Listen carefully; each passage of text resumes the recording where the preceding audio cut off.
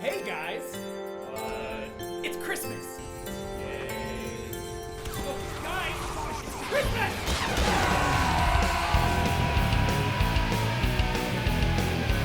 Maybe don't play sniper right now. I got killed by TC Hydro! It's Christmas at ground zero. There's music in the air. The sleigh bells are ringing and the carolers are singing while the air raid sirens blare. It's Christmas at ground zero. The button is now pressed. The radio talk let us know that this is not a test. I don't think it should be allowed. Everywhere the atom bombs are dropping. It's the end of all humanity. No more time for last minute shopping. It's time to face your final destiny. Oh, it's Christmas. You are the worst human being fucking ever. I just wanted a free Uber! Trim the tree underneath the mushroom cloud. Wait, the train kills people? We can actually look at. We gotta do the map review. It's the only way possible. We have to get the footage by any means necessary. And that means Vaccinator medicing a bunch of... Ah, we gotta do this review. That's a sick ass Christmas tree. You might hear some reindeer on your rooftop or Jack Frost on your windowsill. But if someone's coming down your chimney, Alright, pop it. load your gun and shoot to kill. Oh, it's Christmas Yes! at ground zero. And if radiation levels okay, I'll go out with you and see all the new mutations on New Year's Day. It's Christmas at ground zero. Just seconds left to go. I'll tuck and cover with my Yuletide lover underneath the mistletoe. It's Christmas No! at ground zero. Now the missiles are on their way. What a crazy fluke. We're gonna get nuked on the Charlie holiday. You two just cried. Crazy fluke. It's probably because it tried to load us into 2 different games at once. I only got 3. I think some one of them saw me.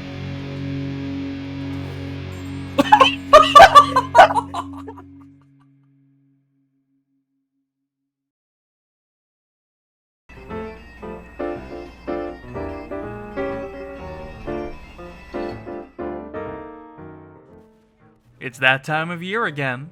A time of year for giving, rhyming for some reason, unboxing festive weapons unless you're in Smithmas of 2018 onward, and bickering over an art style and team recognition, and wallowing in pessimism because pessimism sells.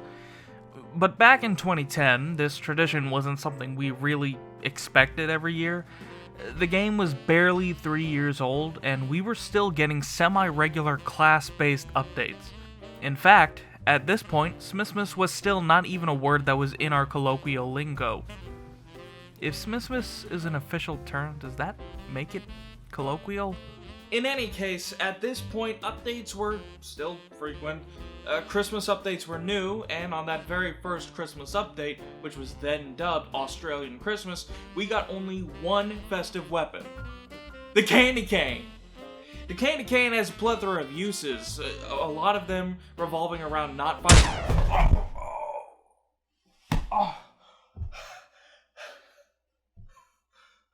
I like this new weapon. Pow! How do you people keep getting in my house? Keep crying, baby! Okay, so I guess we're covering the holiday punch this time. The problem with the holiday punch being that its entire use case could be summed up entirely as this.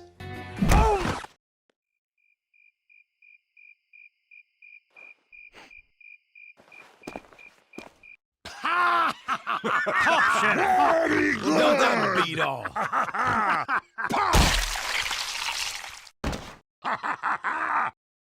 Do you see what I'm working with? This weapon only serves to make people laugh, and its only noteworthy trait is that critical hits or hits on other people using the weapon make them stop everything they're doing and laugh. The holiday punch is nothing short of a joke weapon, with such a niche use case that surely the TF2 community would never find a use for it. I mean, for weapons that do no real damage, how could anyone ever find an actual use for them? It's no secret that the TF2 community has found uses for weapons that seem to only serve one specific purpose. The rocket jumper being a good example of a weapon meant for only one thing: practicing rocket jumping, being used to go above and beyond to create the Trolldier class. Though I still hesitate to call it a full subclass, but no matter. The Holiday Punch is something of a gag, a weapon that on demand can be used to make a person laugh or give them a nosebleed unless you get a random crit, in which case they laugh anyway. Team Fortress 2 at launch included a few taunt kills, including one for Spy's knife and one for Heavy's fists. Without any shenanigans, if you get lucky and use these taunts and someone shows up in front of you at the right time, you can perform a taunt kill. All of these will instant kill, with the exception of a couple for Pyro and Scout, apparently. The Holiday Punch takes advantage of this by showing off its one and only reputable playstyle: punch them in the back and kill them. That's it. That's the whole usage of the weapon. Sure, you could attempt to use it as a substitute for the fists. After all, it doesn't have any damage or fire speed changes to prevent that. But if you roll that magic number that results in a crit, you get to press G twice to do a default taunt and instant kill whatever's in front of you. The trade-off here is obviously that you also have to make yourself vulnerable for 4.3 seconds for a kill, and yes, I got that from the wiki. And if you're in a highly populated area, you might be more cooked than the Smithmas Goose. Heavy as a class is, well, heavy. He's slow and can't usually get behind other players very easily. Like Scout or Spy, they're just faster and can react faster as such. Stealth, I suppose, is an option to take into account, but ultimately the fat guy with the minigun should probably be taking damage for his teammates rather than playing Fat Spy in the backlines. However, there is one other use for it. Being a Hoovy means you mostly crouch and do nothing. The Hoovy uses the Holiday Punch exclusively to make people laugh and not kill them. So the options for the Holiday Punch are as followed: make them laugh and kill them, or make them laugh and don't kill them. Though I suppose you could camp teleporters or vents or what have you and just repeatedly taunt kill around a corner and hope, which seems to have way more use than I would have ever thought. I'm at a loss here. What else could I possibly say about the Holiday Punch? Stealth isn't its strong suit, there's only 2 playstyles. Look, it's Smithmas. I got time for one more topic, right? I mean, I've covered multiple before. How hard could it be? How bad could it be? In a first for the series, I'm covering something that's at least relatively new. Smithmas 23 brought with it 10 whole maps. 10 maps! With the 12 maps at Scream Fortress and the 10 maps here, I don't think I'll ever cover them all. Weapons, maybe, but maps? Ugh. Anyway. Turbine Center is basically just an art pass of Turbine. And here's the thing. I don't like Capture the Flag very much. In my first Christmas special ever covering 2 Fort, I discussed my issues a bit, but to clarify, CTF matches just tend to be a little long in the nail for me. They're stalematey frequently, the maps are very closed off in small arenas. The list could go on if I dwelled long enough, but to get to the point, Turbine stands as the only map that I think I've ever bought a stamp for, and to be brutally honest with you, Turbine is to me what I imagine 2 Fort is to a lot of other people. Sure, I have a lot of memories on 2 Fort, I met my best friend on that map, but Turbine is where it's at, and that's good, because Turbine Center is just Turbine. It might be expected, sure, but in nearly every way except the main arena, this is just Turbine with a Mega Mall skin slapped on top. But holy hell does it stand out as one of the better maps this year, to me anyway. It gives off this sort of nostalgic feeling that I think a lot of these holiday events have a mixed bag of. Personally, I like the new original ideas, with zombie infection and versus Saxon Hail becoming official, but there's a sense of home that a good old-fashioned holiday reskin of a classic TF2 map has that it's hard for me to hate. The downside is, it's hard to review. You've played Turbine. You know what Turbine is. I don't need to baby you. I mean, the only radical change it has is that there's a few props here and there that aren't in the original map, sometimes causing collision issues. There's the train that's rocking around the Smithmas tree, ready to rock your fucking jingle bells if you aren't paying attention. I don't know what else to say. Being capture the flag, it's a simple concept to understand. You grab the flag from the enemy base and take it to your own. You can enter from 3 locations in the intel room. It's only What's that? 2. There's only 2, you say? Only 2. BAM, motherfucker! There's a hole in the ceiling you can drop through! The middle arena features a sort of center Thunderdome where the 2 teams meet. It has 2 sniper perches leading into the ventilation ducts in case you hate having healthy lungs, and a couple of hallways leading to spawn and the intel. Again, you've played this game, you've probably played Turbine. I do like the number of Easter eggs the map has, including one I'm 99% sure is referencing some Twitch streamer I've never heard of. You already mentioned Star later in the video.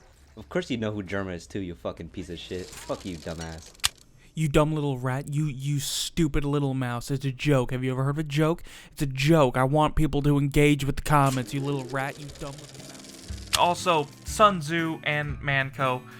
There are 2 other stores in the center, Jenkin and Blue Star, which I can't pinpoint quite if they're references at all, but I wouldn't be surprised if they were. Call to action. Are these references? No wiki. I'll know if you use the wiki. I suppose I owe it to you to cover something else. I've been gone a while. It's Smithmas. Let's see.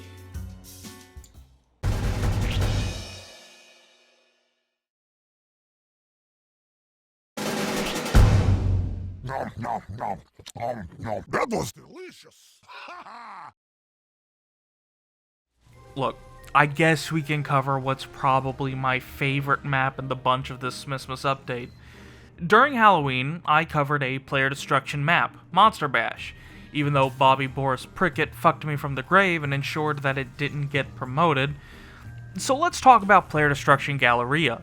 Galleria is a Smithmas art pass of Nucleus of all things. Or if you're me, it's an art pass of that round map that Star odd-jobbed people on in that one video. You know the video, I don't need a graphic. Galleria is gorgeous, plain and simple. I mean, look at this. It's also themed after a mega mall and even features a custom announcer voiced by this guy and was made by these wonderful people.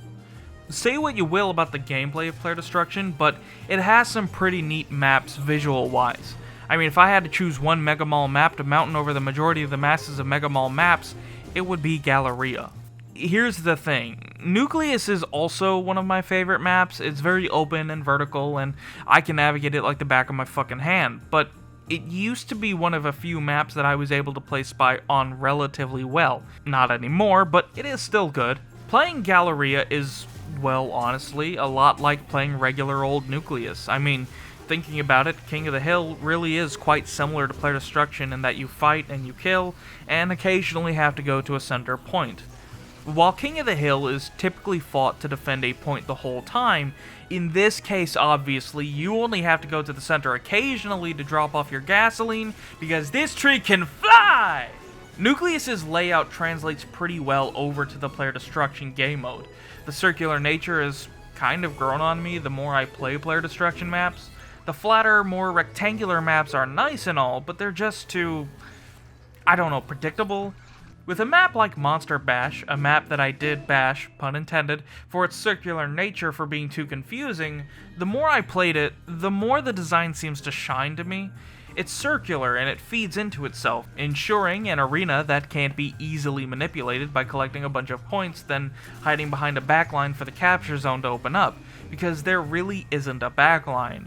On the whole, it's like an Ouroboros of map design, and if you're asking me, this style of map should probably be considered the default for Player Destruction maps.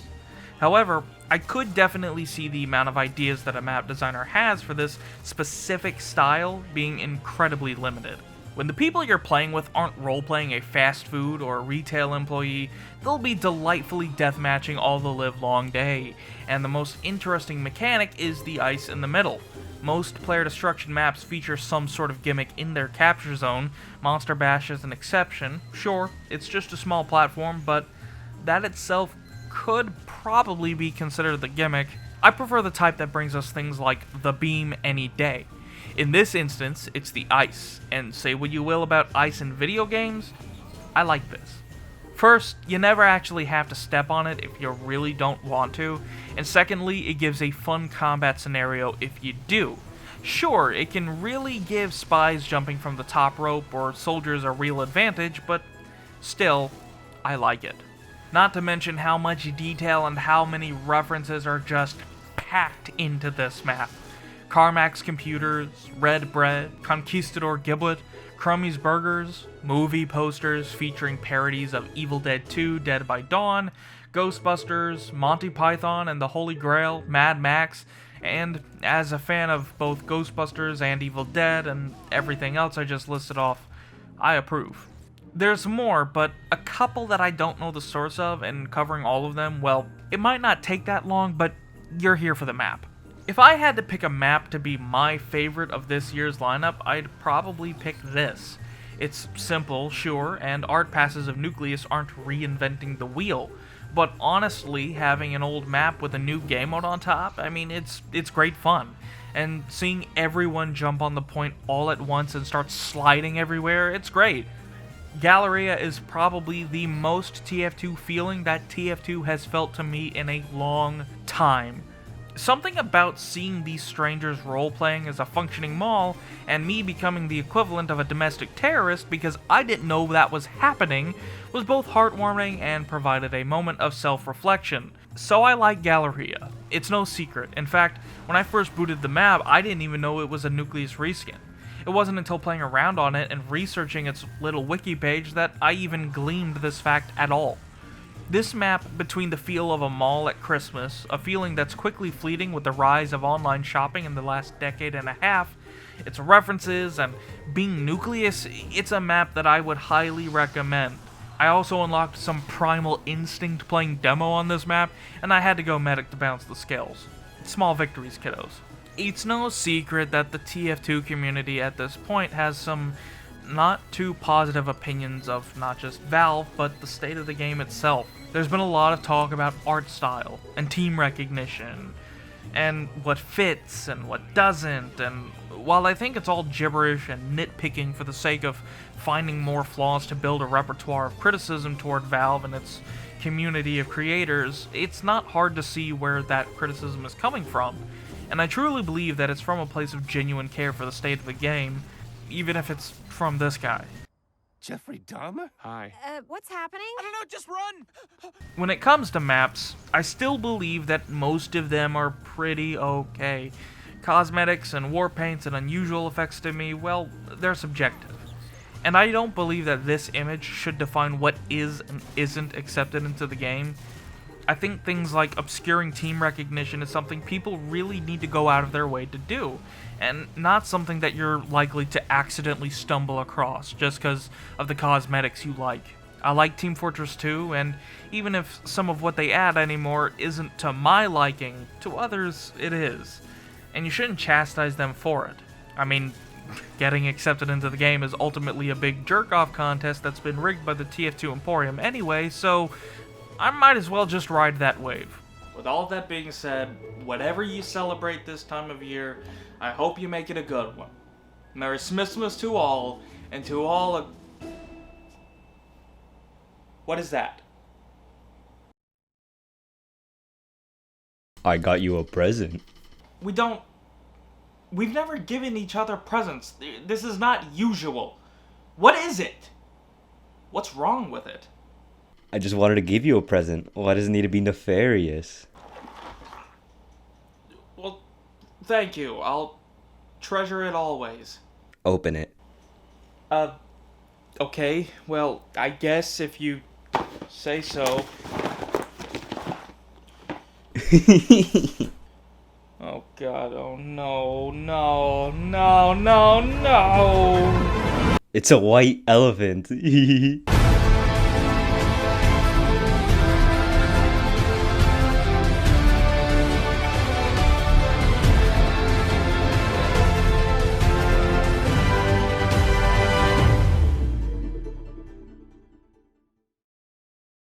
Last Christmas, I gave you my yacht, but the very next day, it got phantom tags. This year, to save me from mewing, I'll give it to someone risful.